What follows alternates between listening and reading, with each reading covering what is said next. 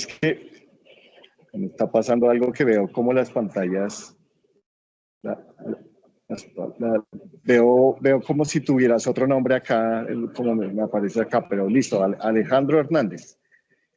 Alejandro Hernández, perdón, qué pena con ustedes, estoy No, abriendo no te acá. Listo, ya. preocupes. Nos acompaña el arquitecto Alejandro Federico Hernández. Él es Specification Manager en ANSO Nobel. Espero haberlo dicho, pronunciado de manera correcta. Recordemos que esta gran compañía es la propietaria de Pintuco y todos somos muy cercanos a Pintuco. Conocemos que es una empresa de mucha tradición en el sector de las pinturas en Colombia. Alejandro es especialista en construcción y tiene más de 20 años de experiencia profesional. Ha trabajado para Constructora Bolívar, para Constructora Capital, para SICA, así que sin duda es alguien que tiene muchísima experiencia en estos temas y por supuesto nos puede proporcionar muchísima información relevante en el tema de las CPEs y obviamente conectado con los materiales de construcción. Entonces, espero haber dicho todo correctamente, no sé qué me haga falta. No, para nada. Te quería valorar y ponderar tu holandés porque AXO nos cuesta a nosotros también y es que no estamos muy bien con el holandés todavía. No, mamá y mis amigos. Ay, sí le valió. Ok, bueno, le pedimos el favor a todos que tengamos el micrófono apagado para que podamos desarrollar nuestro club de lectura de manera correcta. Y bueno, Daniela, también estamos en tus manos. Listo. Ahí me escuchan bien, ¿sí? Perfecto. Sí, señora. Listo. Entonces, antes de empezar con la conversación, voy a hacer una breve explicación de la lectura que había para el día de hoy. Entonces, permítanme, comparto pantalla. Y ahí me avisan, por favor, apenas estén viendo la pantalla. Listo. Ahí ya están viendo mi pantalla. Sí, señora. Listo. Sí, sí, señora. Entonces, listo. El tema que nos reúne el día de hoy corresponde a oportunidades y retos en la interpretación de las CPDs. Entonces, para iniciar con los retos y según la lectura pues, que teníamos para el día de hoy, los requisitos y las preferencias es hacia donde va alineado todo tipo de retos específicamente.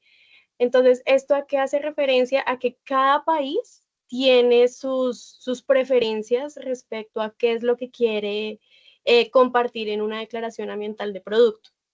En este caso, con los requisitos, vemos que pues también son los requisitos estándar que tenemos cuando vamos a hacer pública una EPD, como la selección del programa operador y con pues la selección de la regla de categoría de producto.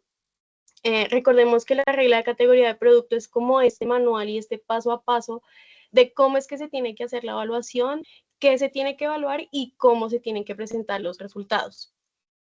También tenemos la normativa, que en este caso contamos con el marco de referencia EN 15804 y la ISO 21930, en donde la EN 15804 pues es este estándar, este marco de referencia que está direccionado hacia los materiales de construcción europeos, aunque pues también se maneja en otras partes del mundo. Y la ISO 21930 es este estándar internacional que tiene un poco más de flexibilidad, permitiendo que lo que aquí se pide, pues pueda ser adoptado localmente. Y también tenemos la verificación por tercera parte, que es lo que nos garantiza que los datos, los resultados que vemos en una EPD, pues sean transparentes. En cuanto a las preferencias, vemos estos 4 aspectos específicos pues, que vienen de estos requisitos, en donde nuevamente vemos a la normativa. Sin embargo, ya no hacemos este enfoque referente al marco normativo, sino a cualquier otro complemento que pueda existir a nivel nacional. En este caso, podemos hablar de otros estándares o de metodologías que se utilicen pues, para poder realizar el análisis de ciclo de vida. En cuanto al software y la base de datos, también en la lectura podíamos evidenciar que habían países que ya tenían seleccionado su software porque estos estaban alimentados de base de datos que pues contenían información que priorizaba su representatividad geográfica y estaban alineados con las políticas locales. Y por último, también tenemos el indicador de impacto, que es como en qué indicador se van a presentar los resultados. Y en este caso vamos a nombrar estos 3 específicos que, aunque no son los únicos, pues son los que se presentan de una manera más frecuente. Tenemos GWP, GWP, GHG y PSG, GI, que pues en una traducción más directa del inglés al español, los 3 quieren decir potencial de calentamiento global, y estos 2 últimos están direccionados hacia los gases de efecto invernadero. Sin embargo, aunque podrían llegar a tener el mismo nombre, pues lo que los diferencia es la metodología que utilizan para poder llegar a los resultados que se van a publicar. Adicionalmente, también el indicador de impacto, como que esta preferencia puede surgir según el país, y que cada indicador pueda estar alineado con los inventarios y compromisos climáticos locales. También tiene como esta dirección respecto a los sistemas de certificación que funcionen localmente, y pues la facilidad en la interpretación por parte del público. Y bueno, ya para poder direccionar esta conversación un poquito más hacia el material que en este momento vamos a hablar, que es el de pinturas, debemos enfocarnos nuevamente en esta parte de la normativa, en donde ya se pudo detectar un pequeño desafío que está presente en las declaraciones ambientales de producto respecto a las pinturas. ¿Qué pasa o cuál es el desafío más específico por el cual podríamos empezar esta conversación? Y corresponde al tema de la unidad funcional de referencia.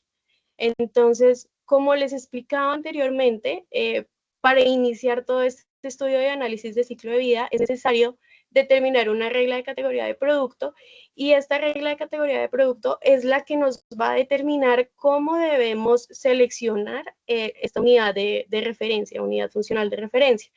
Sin embargo, usualmente las reglas de categoría de productos tienen 4 opciones para poder determinarla, en donde estas opciones pueden ser respecto a la experiencia que llegue a tener el fabricante o el productor con su material, tanto con clientes como en proyectos.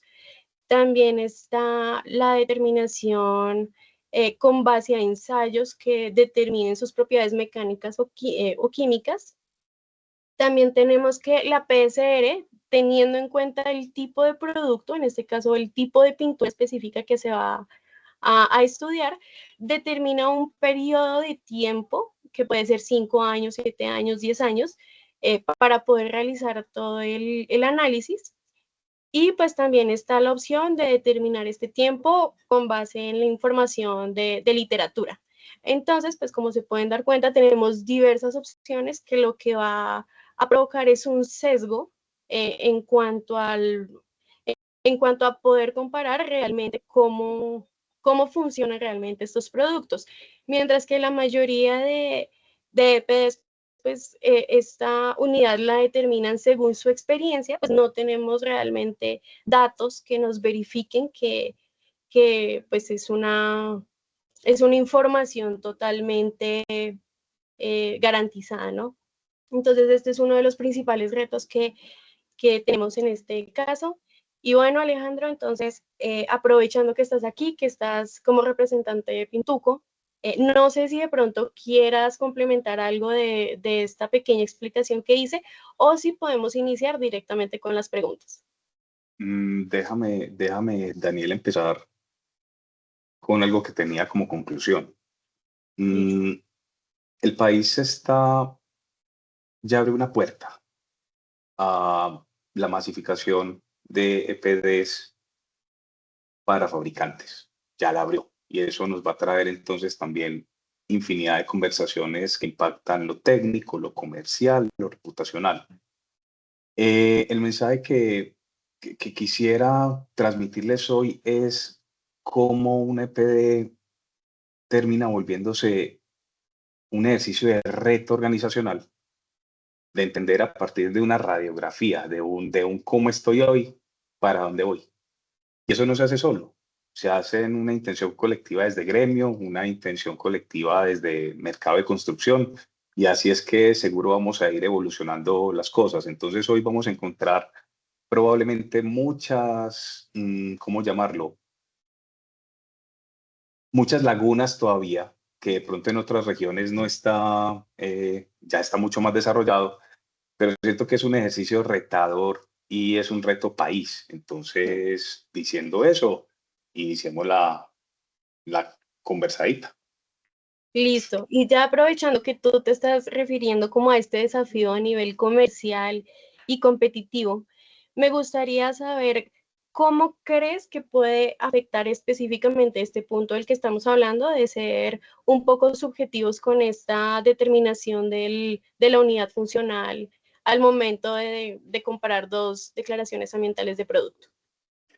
El primer abordaje que tuvimos como organización es estar en un mercado colombiano con una matriz holandesa y dos geografías completamente diferentes. Si revisamos componentes técnicos que mueve el mercado colombiano, probablemente se parece más al hemisferio occidental y traídas de Estados Unidos. Pero si piensas en el ejercicio pues, de que tenemos matriz en Holanda, entonces el primer gran reto es por dónde nos enfocamos, con lo que nos heredamos desde Estados Unidos o con lo que traemos desde Europa.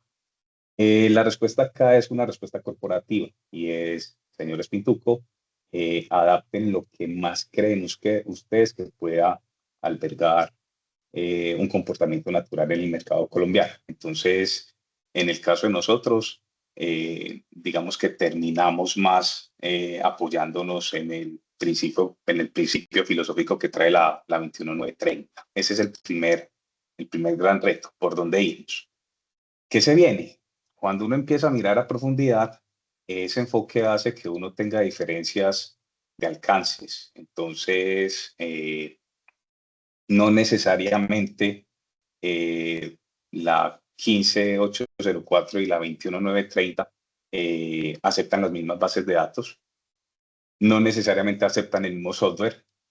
Entonces ahí nos encontramos con que es una apuesta local que hacemos, pero ojo, entendiendo que nos tenemos que interpretar dentro de un colectivo de posibilidades. Entonces nos abrió un montón de conversaciones. Entonces diría que la primera, digamos, el primer gran reto, cómo puede desenvolverse, es un concepto que autodenomino diplomacia técnica. ¿Cómo soy capaz de adoptar los lineamientos y parámetros que me empieza la 21930, pero sin desconocer que existen otros lineamientos y que en la medida que el mercado evolucione probablemente los vuelva más efectivos. Y esto ya llevado a las PCR, vuelve y juega. Entonces, bajo esa luz de estos dos mega estándares, empiezan a aparecer PCRs adaptadas a los gremios que las desarrollan, a las asociaciones que las desarrollan, y decididamente eso abre una conversación si el medio local tiene que hacer una PCR. Nosotros por el momento en que estamos, declaremos desde que la materia prima hasta que tenemos el tarro y empezamos a entender cuál PCR necesitaríamos cumplir y bajo qué condiciones, pero me imagino que eso vamos a hablar más adelante. Listo, bueno, digamos algo que tú mencionas es realmente importante porque hasta el momento sí existen estos grandes puentes, por decirlo así, en donde si cumple con un estándar, entonces no me va a cumplir realmente con el otro. Entonces, creo que una de las principales oportunidades que también podríamos tener aquí es que de pronto tratar de crear un estándar en cuanto a la manera de presentación de estos documentos, de pronto integrando categorías de impacto que para uno puede ser, porque por ejemplo en la EN 15804 manejamos categorías de impacto que pueden variar respecto a la ISO 21930, ¿no? Entonces, con lo que tú decías, que al adoptarse un marco de referencia, también de cierta manera, pues ya dejas el otro. Una de las principales oportunidades podría ser esa, como tratar de crear un una presentación, un documento estándar que cumpla con absolutamente, o bueno, o que trate por lo menos de cumplir con la mayoría de estos requerimientos, para no tener que tener como estos retrocesos al momento de adaptar la información de uno hacia la parte local del otro, ¿no? Entonces, bueno, ahí lo mencionaste rápidamente, entonces me pareció importante también como destacarlo. Y bueno, teniendo en cuenta también el tema de pinturas, Dani, no sé, discúlpame, dime. como Sergio tiene la mano levantada y simplemente para la tónica del conversatorio, vamos levantando la mano, eso es lo que pasa, a ver. No, sí, y menos Ok. mal me dices eso porque como estoy compartiendo pantalla, no me deja ver quién está levantando la mano o no. Listo. Entonces, Yo te cualquier voy cosita diciendo. me avisas o abre el micrófono porque yo sí no alcanzo a ver. Perfecto. Listo, entonces, Sergio, cuéntanos. Sí, claro que sí. Quería agregar una cosa a este debate que ustedes están manteniendo aquí. Yo creo que sí, es importante establecer estratégicamente lo de la 2130, la 15804. Sin embargo, hay PCRs que te permiten desarrollar o cumplir con ambos estándares, y esto también dependerá de una estrategia en cuanto a sostenibilidad, en cuanto a la labor de hacer marketing, pero también a la labor de indexar las CPDs a las bases de datos genéricas de ciclo de vida. ¿Por qué? Porque si bien la 21930 es más aceptada internacionalmente, la 15804 te permite indexar o generar la digitalización de la CPD de una manera más sencilla y que están en las bases de datos, cosa que si hay un fabricante o un interesado internacional interesado en obtener o averiguar cuál es el promedio o los valores de desempeño ambiental que está teniendo una pintura especial, entonces puede dirigirse a las bases de datos, consultarla, y en ese sentido es mucho más fácil con la 15804. La 21930, estaba diciendo hace un instante, es más aceptada a nivel internacional y especialmente en Estados Unidos y en Oceanía y en Asia, pero entonces tiene digamos, ese punto que todavía falta trabajarlo aún más, porque la 15804 de alguna forma siempre va en algunos temas de bases de datos un poquito más adelante que la 21930. Y por eso muchas veces dentro de los comités de la ISO, muchos de los que están organizando la 21930 casi son los mismos que vienen de desarrollar la 15804. No digo que todos, pero sí una buena parte. Entonces, creo que es un punto adicional que valía la pena agregar. Daniel estaba hablando de formatos estándares. Inclusive yo a eso le aportaría un adicional, y es que haya una metodología puente. Es decir, que si yo decido por alguna razón irme con una PCR, y en algún momento hay que hacer un ejercicio de comparación, que es realmente lo más complejo, que puedan llegar al mercado dos declaraciones con dos PCR distintas, correctamente dando información verdadera, pero no efectivamente comparable. Sería ideal poder entender o que estuviera declarada la metodología con la cual uno puede hacer coherente una declaración con otra, aunque estén en PCRs distintos. Sí, totalmente. También teniendo en cuenta tanto la metodología como la PCR, como pues la unidad de referencia, la unidad funcional de referencia, y también la base de datos, ¿no? Porque como pues también estaba mencionando aquí, también podría existir un pequeño sesgo en cuanto a la base de datos, porque hay bases de datos que se alimentan específicamente de información, no sé, por ejemplo, de Alemania o de puntos específicos, y es justamente por esto y gracias a estas bases de datos que han ido creando, que hay países que ya han adoptado su propia base de datos. Entonces, toda esta es información que tal vez no es tan primordial o que de pronto uno no entra a revisar tan detalladamente al momento de revisar una EPD, que pues puede crear todos estos sesgos cuando uno quiere realmente escoger qué material podría ser mejor para un proyecto en específico. Entonces sí, pero bueno, volviendo un poquito al tema de pinturas, Alejandro, me gustaría de pronto saber, teniendo en cuenta tu experiencia y también tu tu entrada a este mundo de las CPDs. Si tú consideras que sería necesario para el tema de pinturas indagar respecto al tema de la durabilidad, pero enfocado en el sitio o la zona climática en la que va a ser aplicada en este caso. Miren, este punto fue uno de los más complejos cuando lo abordamos. En Colombia, puntualmente, para las pinturas arquitectónicas, quizás las industriales tengan un tanto más de desarrollo porque están muy sometidas a estándares, pero las pinturas arquitectónicas, en general, no, en Colombia no están ni evaluadas ni estandarizadas en términos de durabilidad. Para pinturas exteriores hay unas experiencias previas de los proveedores que les permiten indicar cuál es la durabilidad probable de un acabado, pero en interiores no.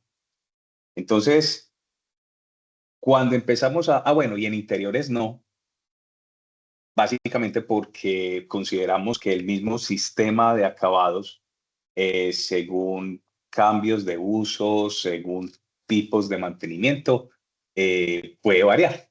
Entonces, nosotros internamente, ese fue como la primera señal, como, hey, ¿para dónde tenemos que evolucionar?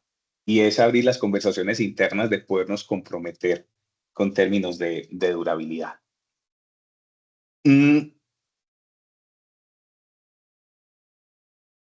Se debería abrir en términos de tipos de recubrimientos, que las naturalezas químicas de los recubrimientos cambian y por tanto sus durabilidades.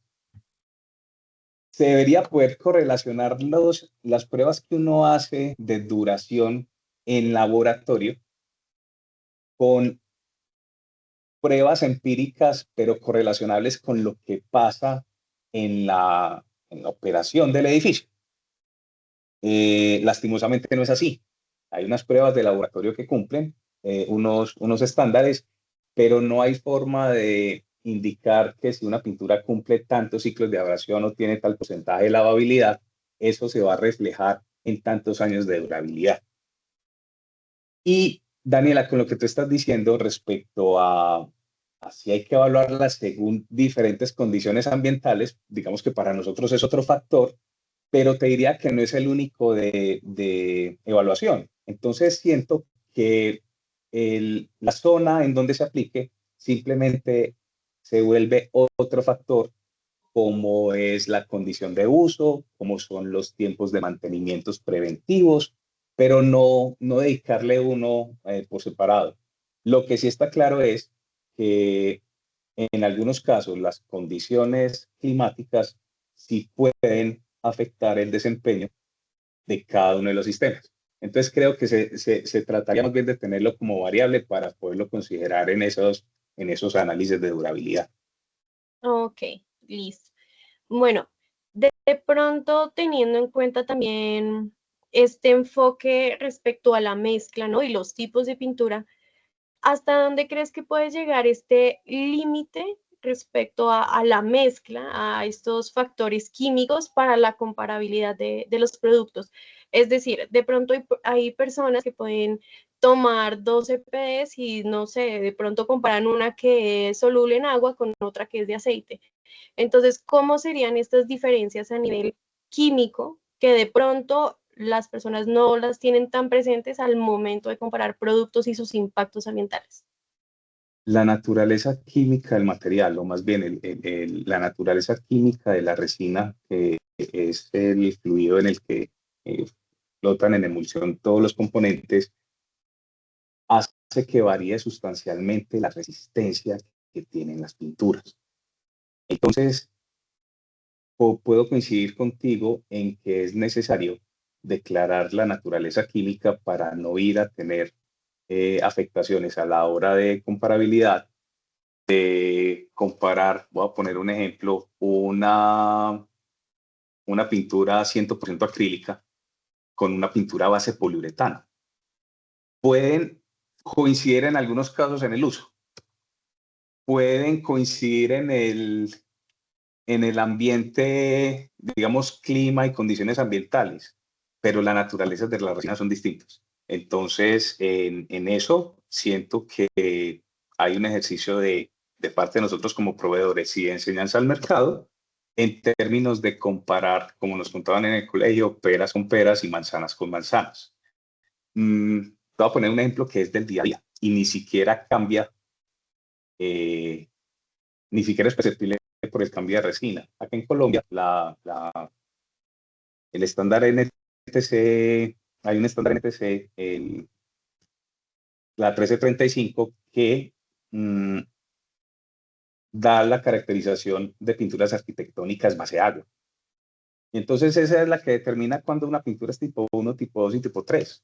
Los proveedores, por necesidad del mercado, pueden tener hasta 4 o 5 clases de tipo 1.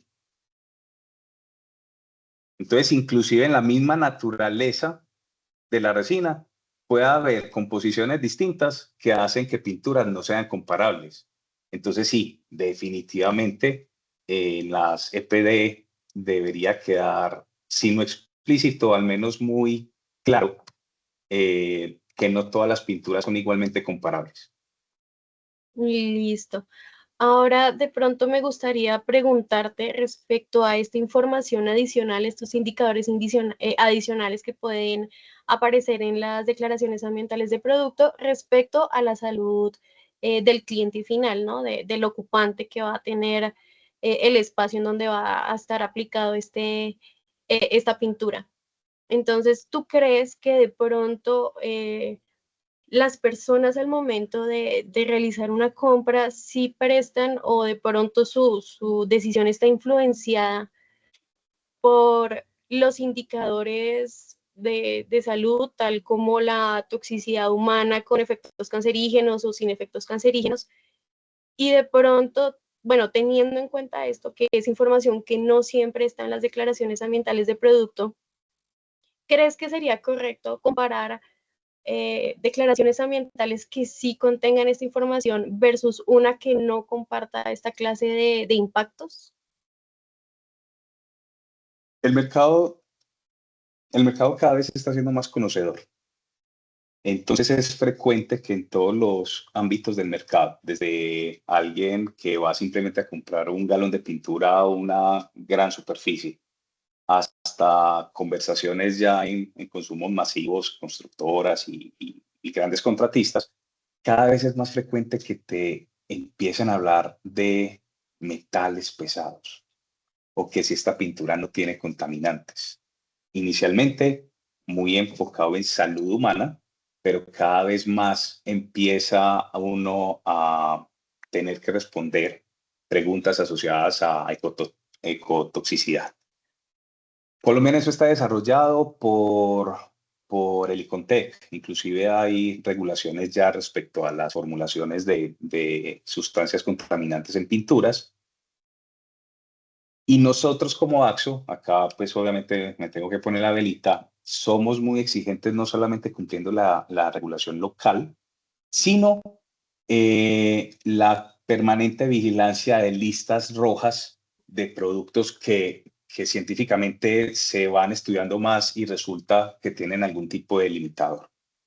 En esa lógica, entonces, te diría que sí, efectivamente, las CPDs hasta acá no exigen tener datos a profundidad respecto a la toxicidad humana o ecotoxicidad, pero yo creo que en un ejercicio de evolución del mercado debe llegar allá.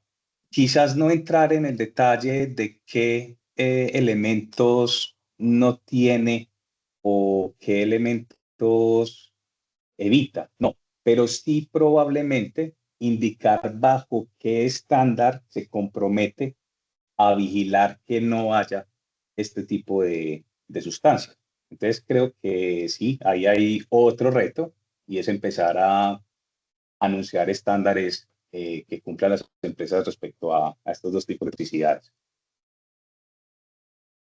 Ok, y bueno, también un poquito direccionado hacia ese enfoque, me gustaría preguntarte si de pronto tú crees que actualmente la información que aparece en las CPDs respecto a los compuestos orgánicos volátiles son suficientes para determinar si las pinturas, en este caso, realmente están ayudando con esta calidad de aire interior, o de pronto todavía falta un poquito más de investigación también respecto a este tema? Mira que yo creo que hay suficiente investigación. Quizás lo que yo plantearía es el ejercicio con un poquito más de coherencia. Mira, hasta hace 3 años hablar de VOC es mentira, no, todavía. Lo que pasa es que cada vez menos, pero todavía hablar de compuestos orgánicos volátiles no todo el mundo sabe qué es, inclusive erróneamente se asocia al olor, y entonces una pintura huele mucho porque tiene altos VOCs y una huele poquito porque no los tiene. Eso es medianamente cierto, pero fíjense qué pasa. Las declaraciones te piden cálculo de VOCs en el tarro de pintura. Resulta que después de que abres el tarro y que aplicas la pintura, los VOCs de esa pintura en la superficie quedan en el ambiente. Inicialmente, digamos que podrían afectar al operador, a quien está aplicando la pintura. Pero en un ejercicio extendido de mantenimientos, cuando ya el activo se está operando, la posibilidad de que esos VOCs afecten la salud humana está vinculado ya al habitante, al que está dentro de ese espacio. Entonces, si bien la EPD solamente pide tarros, ya hay suficiente estándar para que el ejercicio de calidad del aire interior evolucione más. Entonces ya hay pruebas de cámara que no te miden solamente los VOCs calculados en la fórmula, sino los VOCs mezclados en el tarro cuando lo destapas, y te miden los VOCs y el tiempo de neutralización del VOC después de que está aplicado. Entonces, digamos, para redondear la idea, te diría, la solución es paulatinamente ir reduciendo la concentración de VOCs en la formulación. Intuco ahí en particular con su portafolio profesional, tiende a disminuir inclusive por debajo del máximo permitido los contenidos de VOC. Entonces antes el reto era bajarse a 50 gramos por litro en una pintura arquitectónica, y ya el reto no es ese, ya se vuelve un reto comercial y es, mi competidor tiene por debajo de 50, entonces yo me voy a ir a 0 VOC. Pues esa sería la primera solución, intentar minimizarlo. Respecto a las declaraciones, listo, lance su cálculo de VOCs formulados, pero la EPD tiene que migrar a evaluar qué pasa con el VOC residual después de que se aplica. Entonces, tarde que temprano va a llegar. En la certificación LEED,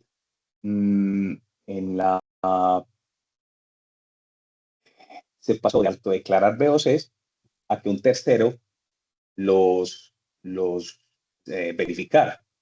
Y nosotros tuvimos en su momento la experiencia con el laboratorio SUL y Gringard, que te daba la clasificación plata si simplemente eran en tarro, y gold, y aparte de eso los evaluabas en cámara.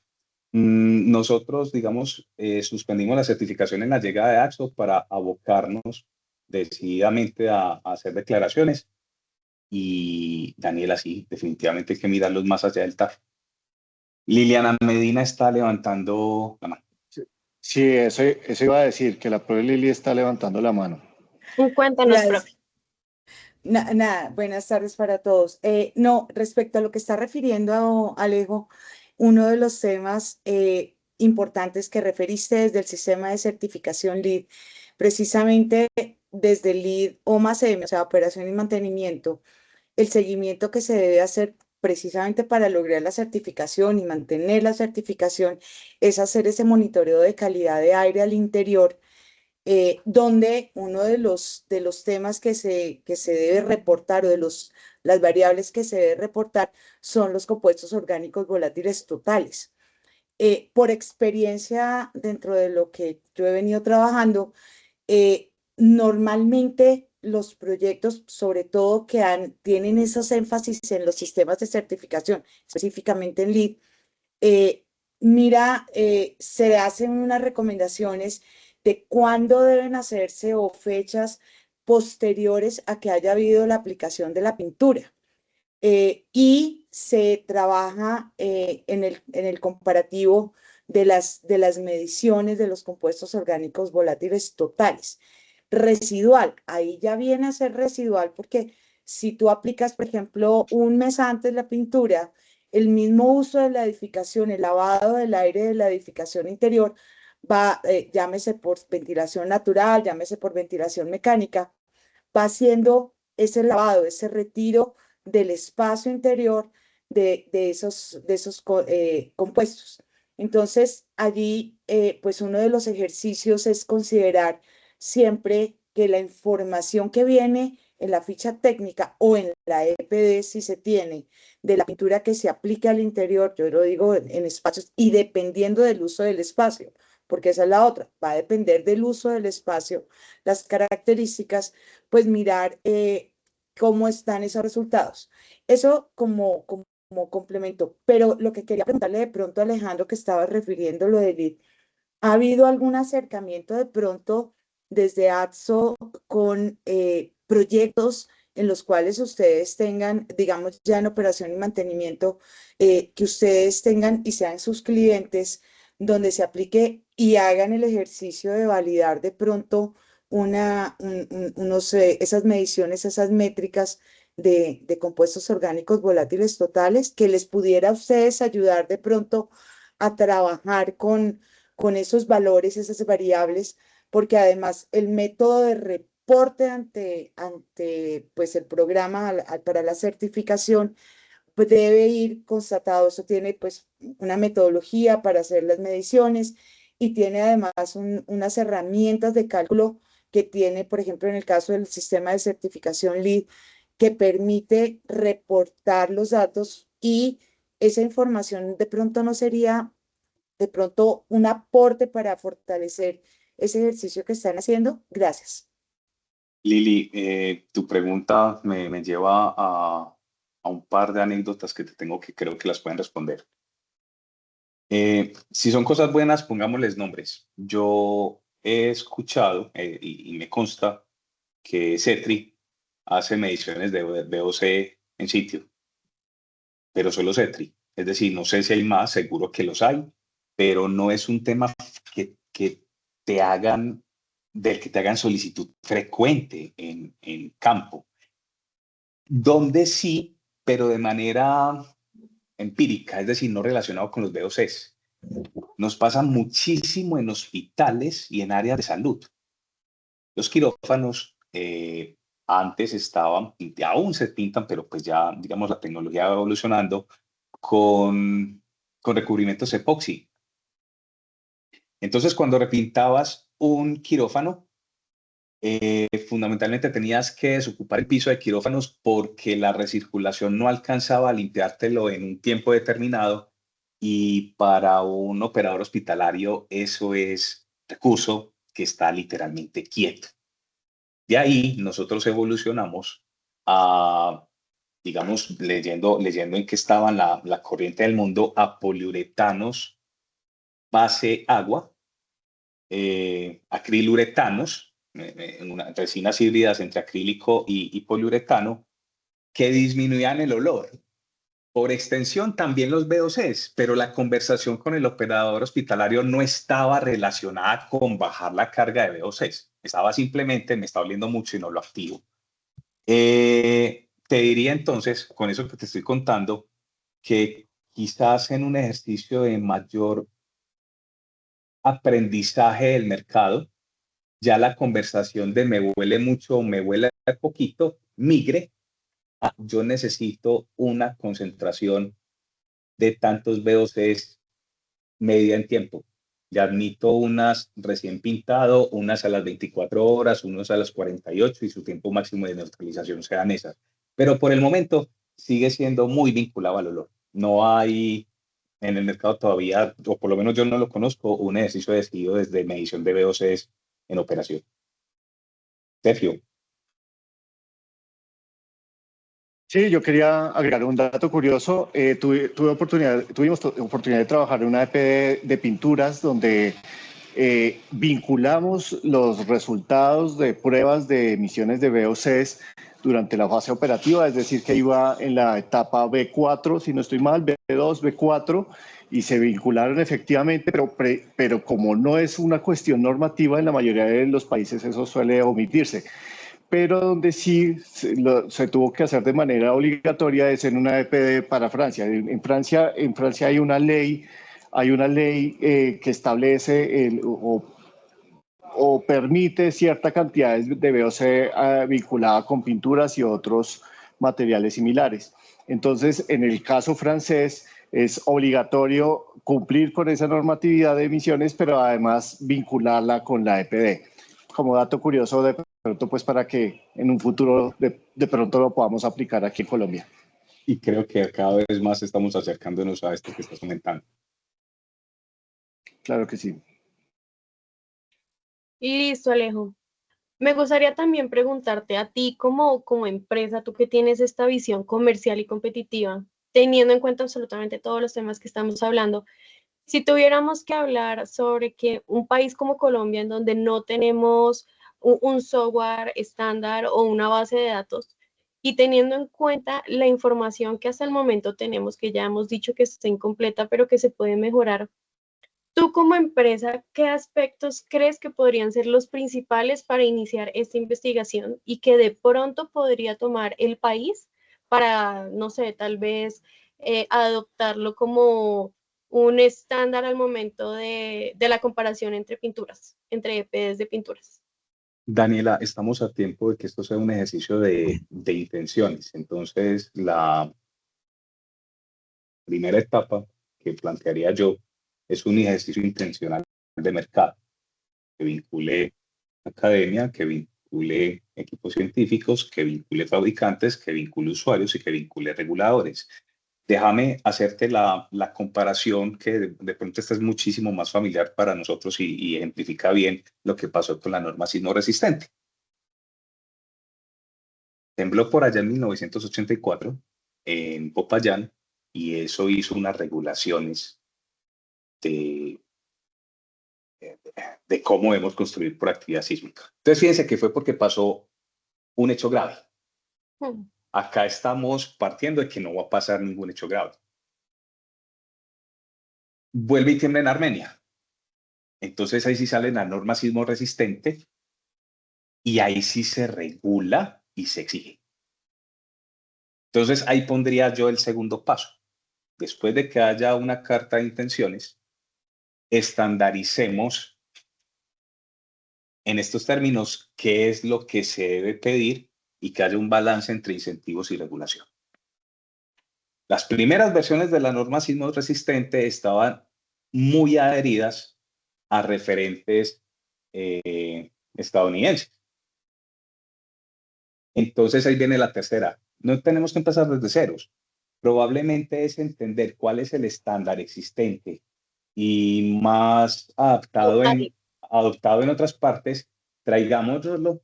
Dicen, acá le decimos platanización, tropicalización, y eso es un ejercicio científico gigante, y es como me traigo algo internacional acá y que me sirve en el entorno, y después de que lo tengamos operando, vuelvo a la NSR10, en las próximas versiones, lo que hago es ajustarlo a la realidad colombiana. Entonces los espectros de aceleración ya de la NSR10 son propios de Colombia.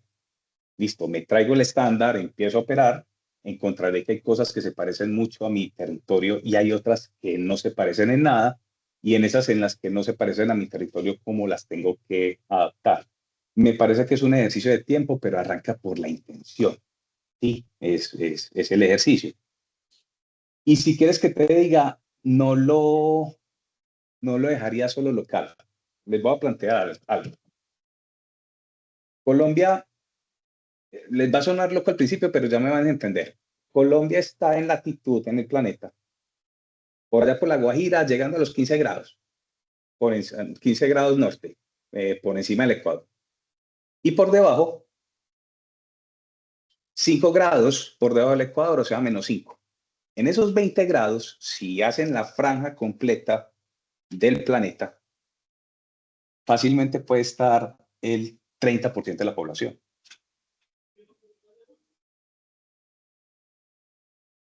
No en donde están los ingresos del planeta, pero sí una franja que tiene unas condiciones muy particulares de servicio. Entonces, probablemente ya no sea un ejercicio simplemente nacional de buenas intenciones, sino que hay unas condiciones que en esa franja planetaria nos pueden poner a conversar de las mismas necesidades, aunque estemos a muchos kilómetros de distancia. Entonces, recapitulando, intención, adaptación de un estándar existente con regulación y con incentivo, apropiación o colombianización del estándar a partir de haberlo operado y saber qué me sirve y qué no, y finalmente, generación de lazos con otros territorios del planeta que puedan tener la misma preocupación. Listo. Listo, Alejandro. Entonces, me gustaría saber si de pronto por parte del público tenemos alguna otra pregunta o ya vamos a la pregunta final, pues ya por el tiempo. Entonces, no sé si alguien tiene alguna duda.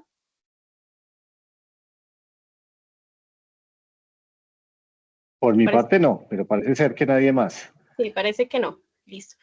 Entonces, Alejandro, ya para finalizar, me gustaría saber qué está haciendo Pintuco frente al tema de sostenibilidad, cómo se está direccionando, cómo estamos avanzando. Tenemos hasta las 10 de la noche, ¿cierto? El primer alcance, digamos que el primer acercamiento de Pintuco, inclusive antes de AXO, tenía iniciativas aisladas.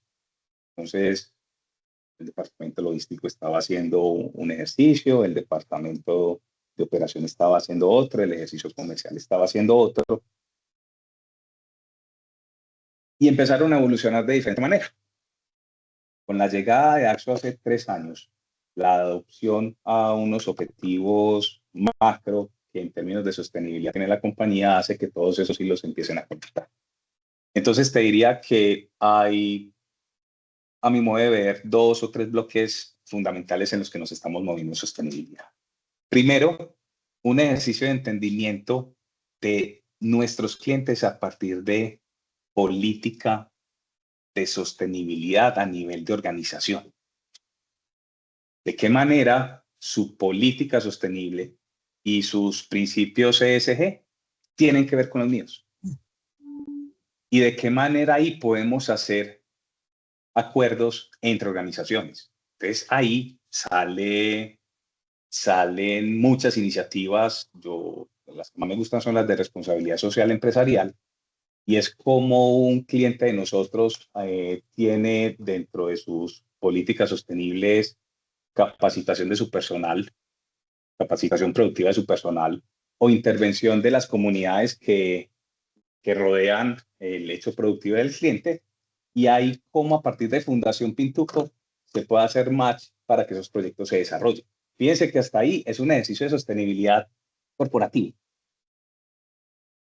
El segundo bloque tiene que ver, y la invitación es a que lo hagan y participen, a un ejercicio de establecer lazos gremiales. Entonces es participar y estar activamente en los fenómenos y en los procesos o en los momentos en los que se está hablando de sostenibilidad para entender esto para dónde va. Y eso desenvuelve en producto. Entonces, en un principio estábamos simplemente cumpliendo estándares colombianos. Después pasamos a buscar cómo a partir de nuestro portafolio podíamos ser interesantes para certificaciones de sostenibilidad.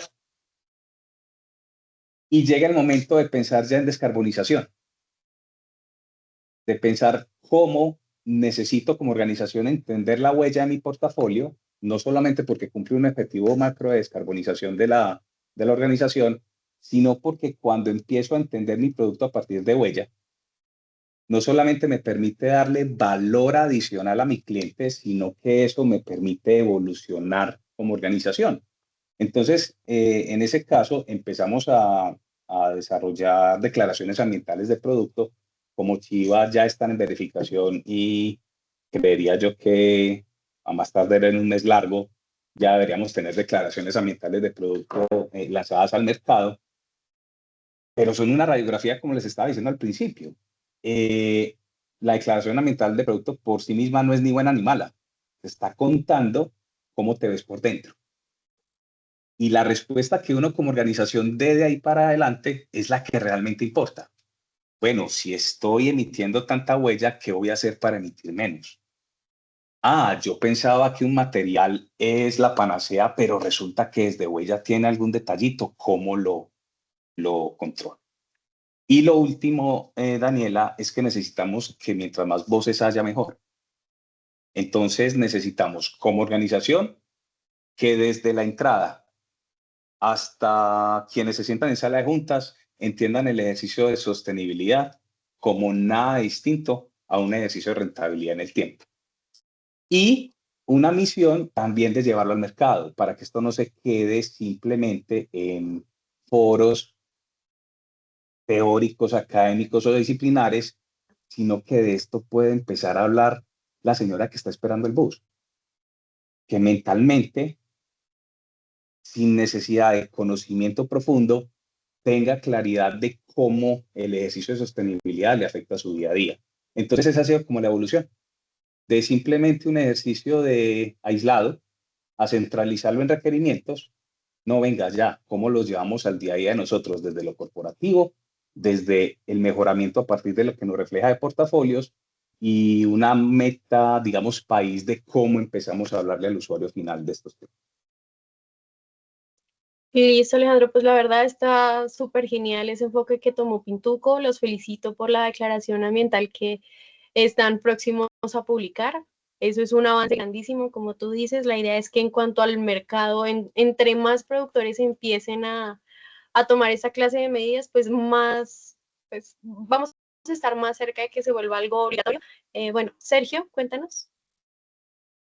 Sí, teniendo en cuenta esto que nos acaba de contar Alejandro, súper interesante, yo me quedé pensando, no sé si lo podamos contestar en el minuto que ya nos queda, Alejandro, ¿tú cómo piensas que ha sido la articulación entre los objetivos de sostenibilidad de AkzoNobel para llegar y aterrizarlos a Pintuco? Obviamente yo sé que hay temas compartidos de reducir, como tú decías, la descarbonización, reducir la huella, pero entonces yo me imagino que AkzoNobel de pronto ya tenía un portafolio con EPDs y ustedes lo están ampliando con los productos que tienen ahora en proceso de declaración. No sé si más allá de eso hay algún otro elemento importante que nos quieras compartir. Axo como holding es una holding de 80 marcas en el mundo. Fue una sorpresa para nosotros muy grata encontrar que en sostenibilidad y en construcción sostenible no estábamos distanciados de las pretensiones que tiene el corporativo. Entonces, eso nos dio como una palmadita en la espalda, como bueno, lo estamos haciendo bien. La adaptación, yo no voy a decir que es fácil, toda adaptación que requiere algún tipo de esfuerzo, pero me parece que internamente el corporativo tiene 3 objetivos claros y tiene dinámicas y métricas para poder adaptarse. Aquí, la vi ahorita, siento que la decisión más chévere o necesaria en este momento de adaptación fue que no había unidad per se de sostenibilidad. La sostenibilidad era transversal, digamos, desde el mandato para toda la organización y ya hay una unidad de sostenibilidad corporativa que se encarga de conversar primero con Brasil y Brasil se encarga de hablar con Holanda. Hay un nicho dedicado de construcción sostenible, que es el que administramos como una de las tareas en el equipo.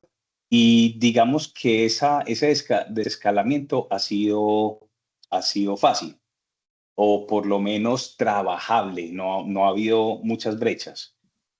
Como te comentaba, digamos que en el enfoque en portafolios estamos en declaraciones, pero hay un componente fuertísimo de sostenibilidad social y de impacto a comunidades y hay otro aún más grande de descarbonización. Entonces, el reto ahora es lograr a 2030 ejercicios de descarbonización ya no solo en la cadena de producción hasta que nosotros fabricamos, sino vincularnos con nuestros clientes para llevarlo a la operación del edificio.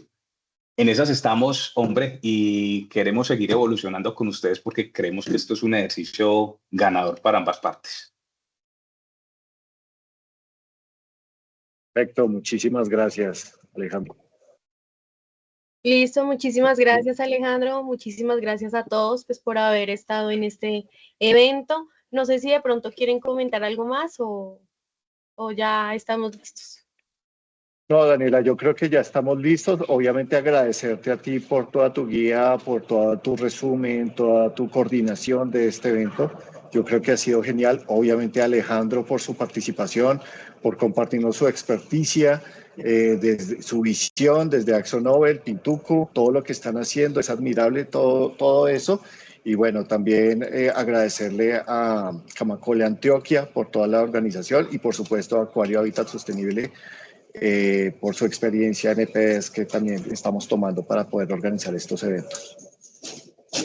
Yo les agradezco mucho el tiempo. Mi mensaje final es: trabajemos esto en equipo, trabajemos esto en sociedad. Esto no es un ejercicio individual de quién avanza más, porque las bases se establecen como ecosistema. De ahí para adelante, la competencia que venga. Pero en la medida que podamos unificar todos los esfuerzos, somos muchísimo más poderosos que si trabajamos individualmente.